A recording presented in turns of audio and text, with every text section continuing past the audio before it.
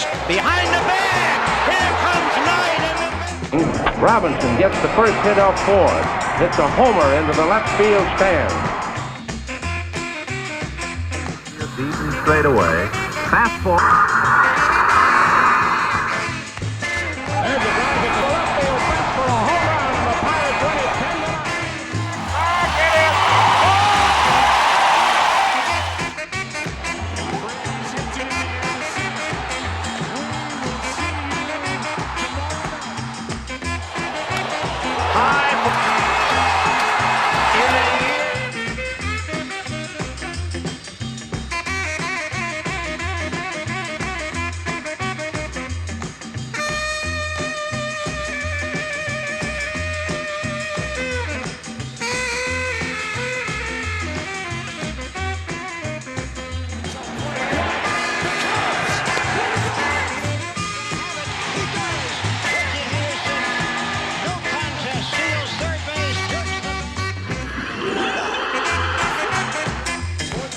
Jeter backhands from the outfield. And that ball is belted. That may be in the upper deck. And it's hit deep to left center. Center field by Tony Perez. The Reds win. Strike one pitch. Swung on and hit into deep center field. Way back. It is going to be. This one belongs to the Reds.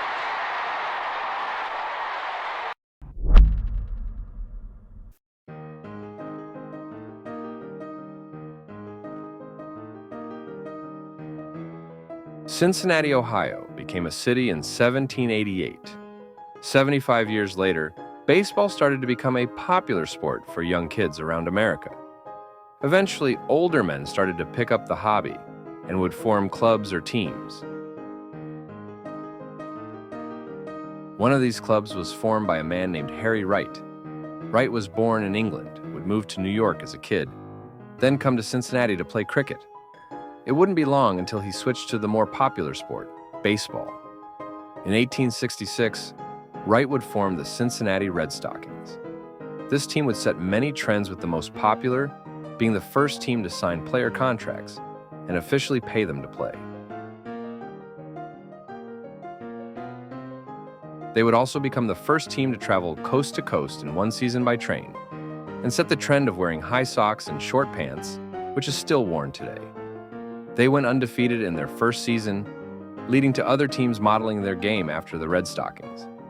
Going into 1869, the team got a home field called Union Grounds, located where Union Station is now. On May 4th, the Red Stockings held the very first opening day in what would be the first ever official season. That would be the first of many opening days in Cincinnati. And to this day, opening day in Cincinnati, Ohio, is a tradition unlike any other in sports. Counting down the days to Reds opening day. We're just 3 weeks out now. Can you believe that? Number 32, Jay Bruce. This is the best, is it not? There is no bigger day. Forget Christmas Eve, forget Christmas morning, this is it. During the earlier years, opening day would be in Cincinnati because it would have warmer weather than the other baseball cities like New York, Chicago, and Boston. As time went on, opening day started selling out, benefiting everyone. The visiting teams got a large portion of the gate fees at the time. The Reds liked the atmosphere and fans, and management could make a lot of money from it. It became a tradition, and to this day, the Reds have the privilege of playing every opening day at home. In 1920, the Findlay Market opening day parade started to become a tradition. When it first began, it was just both teams and a marching band, but has grown to floats, a dignitary, a grand marshal, a red carpet for the players, mascots, zoo animals, and more. Even before the parade, the Reds Community Fund Block Party, with food, drinks, and live music, has started to become a tradition. And after the parade, it turns into a big tailgate until game time. Fred Schwed Jr.'s famous quote about opening day in Cincinnati is, "The citizens of this Ohio city do not consider opening day as just opening day. They consider it one small notch below Christmas."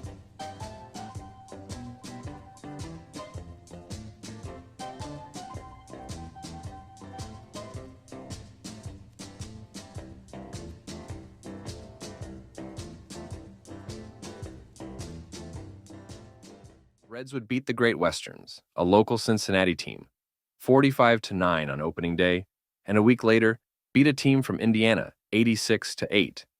The scores weren't the only thing different from those times. So how different was the game back then? In the 1860s, teams would play in fields with tall grass and a lot of rocks.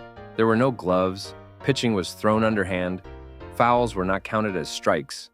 Women got into games for free to try and get more interested in the sport. And there were no subs. If you started the game, you had to finish it. Because of these reasons, the game was very fast-paced and high-scoring. In their 1869 season, they averaged 42 runs a game. In their first season, the team went on a month-long road trip during July to Boston, New York, Philadelphia, the White House, and many more cities on the East Coast. They returned to Cincinnati after winning every game, and the city threw a parade for the team. They were also awarded a 26-foot-long baseball bat as a trophy for beating the best teams in the country. That September, they would go out San Francisco to play all of the best West Coast teams. But these teams weren't as good at the ones on the East Coast and would win every game. The Red Stockings finished the first ever Major League Baseball season with 57 wins and 0 losses. Harry Wright formed, managed, and played center field for the Red Stockings.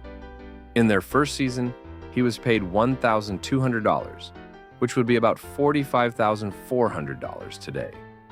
In 1867, Harry's brother George Wright came to Cincinnati to play against Harry's team. After losing 53-10, to his brother, Harry talked George into playing for his team.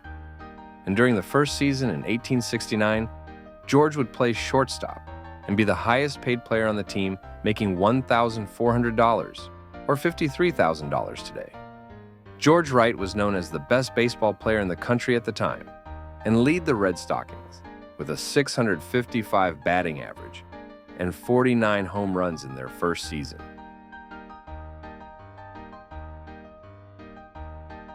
Some other players on this team were Cal McVeigh, a boxer from Iowa that played right field. He was a decent hitter, but one of the lowest paid players. Harry liked him in case things got choppy on the field. William Johnson, a lawyer from Wales, was another player who would draw in crowds. Johnson was known for his speed, having a home-to-home time of 13.8 seconds and could run around 30.1 feet per second. To put that into perspective, Ellie De La Cruz's home-to-home time on his inside-the-park home run against the Brewers in April 2024 was 14.96.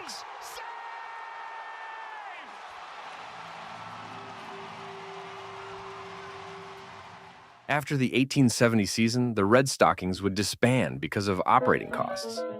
Harry and George would move up to Boston to create the Boston Red Stockings, joining the National Association of Baseball Players. The National League was starting to get messy, with the main problem being the bigger market teams buying all of the good players, putting lower market teams out of business. Some of those bigger market teams that lasted are the Boston Red Stockings, the Chicago White Stockings, and the Philadelphia Athletics. The Red Stockings weren't a big market team and fell victim to the bigger teams buying them out. Another problem in the National League was the ban of beer sales on Sundays. But the rival American League that did sell beer on Sundays was thriving, forcing the Red Stockings to join the American League. At the time, the American League and National League were two completely different leagues. In 1881, the Red Stocking would change their name to the Cincinnati Reds. That wasn't the only new thing in Cincinnati. A year later, stars Hick Carpenter and Will White would lead the team to their first championship. Carpenter had a good season in 1882, leading the league in hits, but was average every other year. Pitcher Will White won 40 games with a 1.86 ERA in 1882 and would have a much better overall career. White started the trend of pitching more sidearm with more velocity, eventually leading to making overhand pitching legal. A couple of years later, John Reilly would start to shine. He had played for the Reds since 1883, but it wasn't until 1888 when he finished the season with a .321 batting average, 103 RBIs, and a league-leading 13 home runs. As of today, he also shares the record for most career cycles, with 3, in company with Christian Yelich, Bob Musell, Babe Herman, Trea Turner, and Adrian Beltre. In 1884, a new baseball league was being formed called the Union Association. Out of this league came another team from Cincinnati called the Outlaw Reds. This team was a lot less popular and not a threat to the Reds, but did take advantage of their lease on Bank Street grounds, letting it lapse and buying the stadium. This left the Reds without a place to play, but from that would come the most historic sight in Cincinnati sports. The Reds would build a new stadium on the corner of Western and Findlay. They would play at this location for the next 86 years, going through 5 different ballparks, the most famous being Crosley Field. The first stadium constructed would be given the name League Park 1, but would be built with a major flaw. The sun would set right where the batter's eye would be.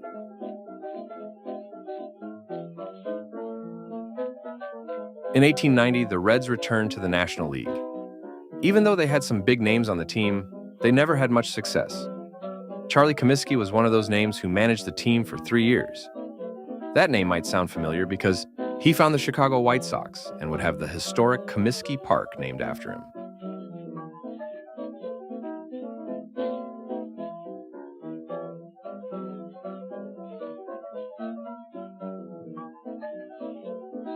Buck Ewing was another big name that played for the Reds for 2 years and managed them for 5 years. Ewing was known for his hitting, more specifically his contact. Center fielder Dummy Hoy was another star in the 1890s. Hoy was an excellent defender and stole a lot of bases. He held many records for both for a while. Hoy was also the first ever deaf baseball player, and because of this, he is credited for creating the safe and out signals still used today. But the most popular player on the team during this time was Bid McPhee. McPhee was on the Reds from 1882 to 1899. McPhee stood out because of his fielding at second base. He was also the last player to not use a glove in the field. Although he wasn't known for his hitting, his average would hover around 280 to 300 most years.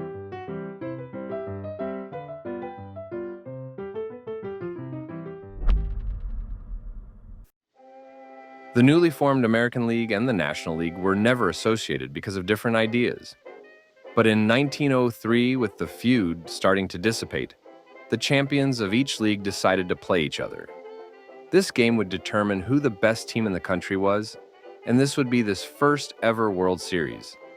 The American League champions, the Boston Americans, would beat the National League champions, the Pittsburgh Pirates, in a best-of-9 series, winning the first ever World Series.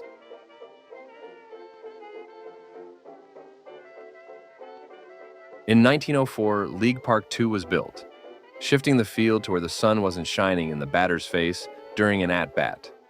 They could also keep the old seating in right field, making it one of the bigger stadiums at the time. Just 1 year later, a fire would destroy the grandstands, once again shifting the field and utilizing the old grandstands for outfield seating again.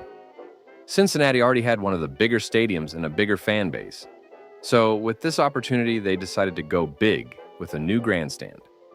When constructing the new grandstand, they modeled the design after the Chicago World's Fair. The look featured hand-carved Corinthian columns, opera-style booths below the stands, cheaper seating below that for the Roosters, with close proximity to the concessions, and was just the second stadium to be constructed with steel and concrete. The new stadium would be called the Palace of the Fans. The only problem with the stadium was there were no clubhouses or dugouts. Despite the flaws, the Palace of the Fans would become very popular, along with the city of Cincinnati and their ball club.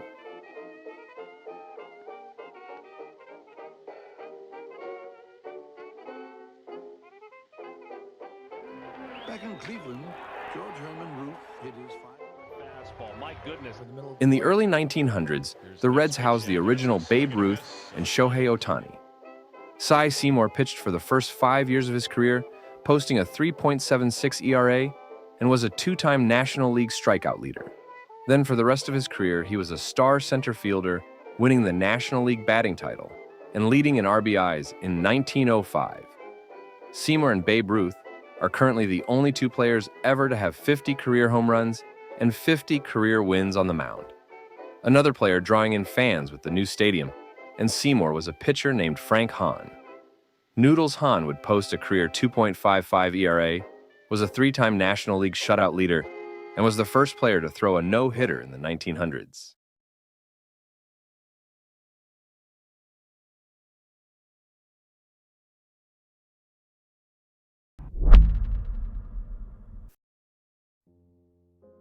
In 1911, the Palace of the Fans burned down.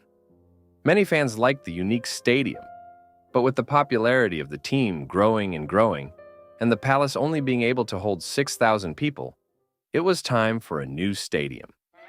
In 1912, Redland Field was constructed. Redland would later be renamed to the famous Crossley Field. That would be the home of the Reds until 1970.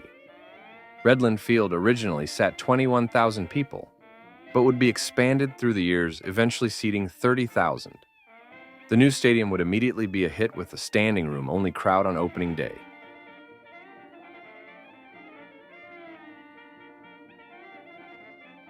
The first star to play in the new stadium for the Reds was Heine Groh, a solid hitting third baseman. But what stood out about Groh was the bottle bat he used. The bottle bat was the first bat to have the barrel significantly bigger than the handle, eventually leading to the bats used today.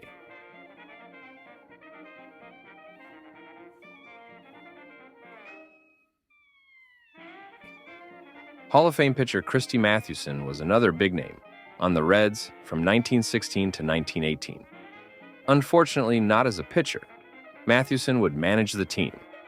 However, the biggest year for the Reds during the decade was still to come in 1919. In 1919, Pat Moran would manage the team to a 96-44 record and their first National League pennant. The hitting was provided by Heine Groh and the star of the team, Ed Roush. Roush is a Hall of Fame center fielder with a career .323 batting average. He would hit over 310 times in his Reds career.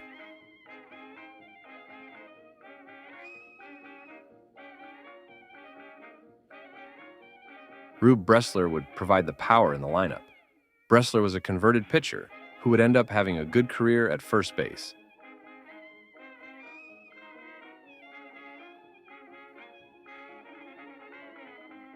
However, pitching is what stood out on the team. Hod Eller would lead the team with 20 wins.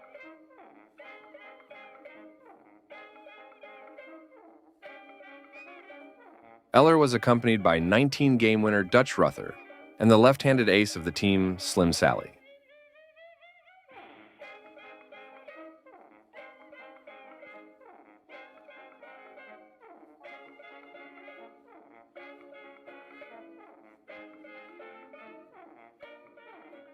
Reds would play in their first ever World Series, matching up against the White Sox. At the time, this White Sox team was thought to be the best team ever assembled, with knuckleballer Eddie Cicotte, Buck Weaver, Eddie Collins, and the star of the team, Shoeless Joe Jackson. With this team, the White Sox were heavy favorites to win. But it would all be turned around in the Black Sox scandal. At the time, baseball was the American sport, a sacred sport. It wasn't tarnished with gambling and scandals like boxing and horse racing at the time. Baseball was pure. It was a game for the whole family to enjoy. That would all change after the 1919 World Series.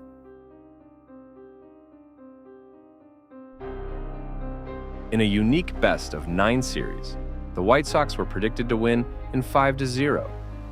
On October 1st, while teams were warming up just hours before the game, money started pouring in for the Reds to win. White Sox ace Cicotte would hit leadoff hitter Maury Rath in the back as a signal that the fix was on. The first 3 innings didn't look suspicious, but in the 4th inning, Cicotte would allow 5 runs and the Reds to coast to a Game 1 win.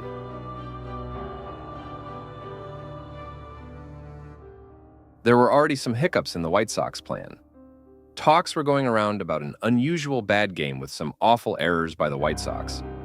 Players in on the fix also weren't getting their money from crime boss Arnold Rothstein, the man who was orchestrating everything. Nevertheless, Game 2 was played with Lefty Williams on the mound for the White Sox. Williams pitched really well besides a couple of walks in the 4th, but the pitching from Slim Sally and lack of hitting from the White Sox put the Reds up 2-0 in the series heading to Chicago.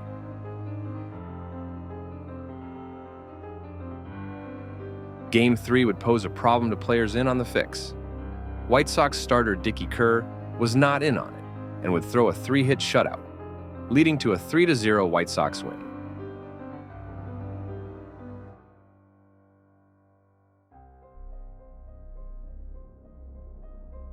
Cincinnati was back on the mound for Game 4, and while he pitched a lot better than he did in his first start, he would make a costly error, leading to the only runs of the game.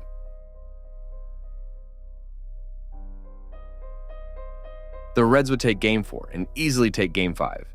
With the Reds being one win away from their first World Series, sports writers started getting suspicious.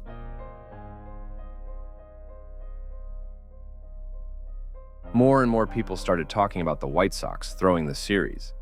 Because of the suspicion, Arnold Rothstein wouldn't pay the players their promised money. He wanted no part of the deal if the players got caught. Frustrated at Rothstein, the White Sox went out and played outstanding baseball. They won games 6-5-4, and behind a gem from Cincinnati, won games 7-4-1.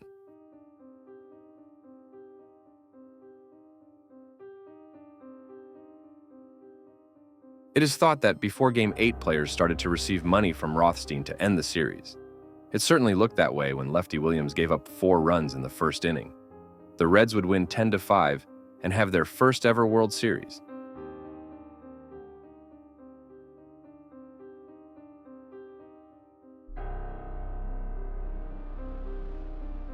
Sports writer Hugh Fullerton is the first to outright say the White Sox threw the series in a newspaper article. Tensions were high during this time, but it eventually blew over, or so they thought. Billy Maharg, a gambler working for Rothstein who was later cut out of the deal, told the Chicago Tribune who was involved, what they were paid, and everything else you would need to know about the fix. The story made headlines and blew up from there. A year later, 8 White Sox players are accused of taking $5,000 each, or $93,000 today, to throw the series. The players would end up not even receiving half the money they were promised, while Rothstein made around $350,000, or $6.5 million today. 3 players confess, but all 8 are charged with defrauding the public. The confessions would be mysteriously lost, however, and as a result, all 8 players would be acquitted. But Major League Baseball's newly hired commissioner, Kennesaw Mountain Landis, bans the 8 from baseball for life.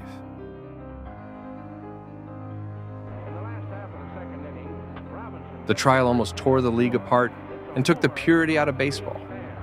It also kept some legends out of the Hall of Fame, players like Shoeless Joe Jackson, who many people believe to be innocent. There are also many people who think the game wasn't fixed, or the players in on the fix didn't have that big of an influence.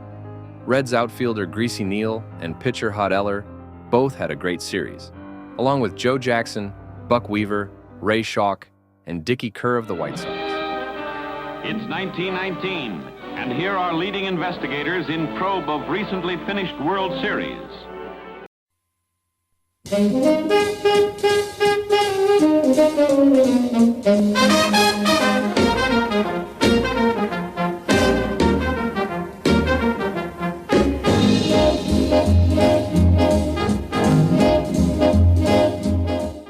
Nevertheless, the Cincinnati Reds were 1919 World Series champions. This was just the beginning of the oldest team in professional sports, with some of the richest history, biggest names, and historical moments.